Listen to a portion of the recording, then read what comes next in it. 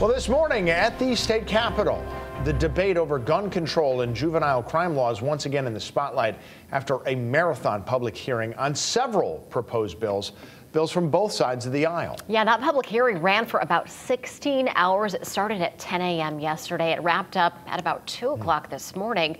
Fox 61's Angela Bavaro is joining us now in the studio with a recap of what happened. Angela, good morning. Hey, good morning, guys. A lot to talk about here, and that is because 12 bills were up for discussion yesterday, which meant lots of different viewpoints and approaches were offered in tackling these issues like gun violence and juvenile crime, including those car thefts. Now, data from the FBI does show a rise in homicides and car thefts in 2020 here in Connecticut, but there was a decrease in all violent crime.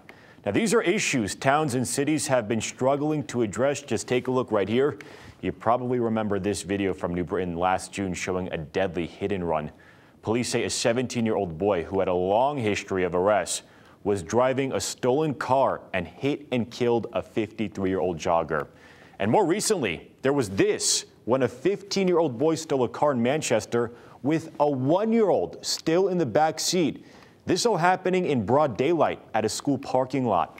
Now, one of those bills up for discussion yesterday, that was the governor's proposal, Senate Bill number 16. Some elements of that plan, those include establishing a gun tracing task force to identify the source of illegal guns, closing loopholes in assault weapons laws, getting more officers out onto the streets, and making it easier for officers to request the gun permits of people openly carrying.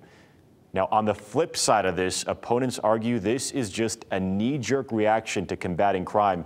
And gun rights advocates also argue that the bulk of this legislation is more gun control laws. Take a listen to both sides.